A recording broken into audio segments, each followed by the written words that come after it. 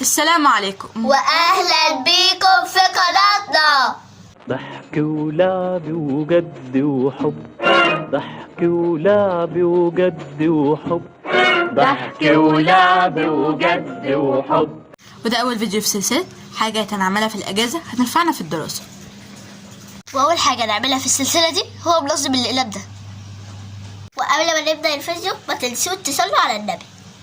وده منظم الأقلام، ويلا بينا نحلل هو اتعمل ازاي. وأول حاجة نبدأ بيها هي الجزء اللي فوق.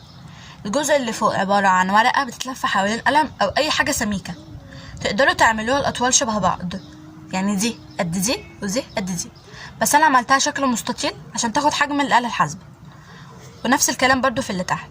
وتقدروا تلزقوها بحاجة سميكة، أنا لزقتها بالشمع، بس لو لزقتوها بالصمغة ممكن ما تلزقش معاكوا قد كده، لأن هو عبارة عن ورق كتير والصمغة ممكن يتجهد، وبصراحة ممكن ما يعملش أحلى نتيجة. وبعد ما تخلصوا لزق الورق هيبقى عندكم مربعات أو أي شكل انتوا عايزينه. كده هيبقى جه وقت القاعدة. القاعدة هي سهلة جدا، عبارة عن ورقة عادية بتتلزق من الجنبين، وبعدين تلزقوها بصمغة، مش هتحتاج شمع أبدا. وبس كده بقى عندكم أجمل منظم للأقلام. تقدروا تحطوه على مكتبكم عشان تنظموا أقلامكم وما تضيعش منكم.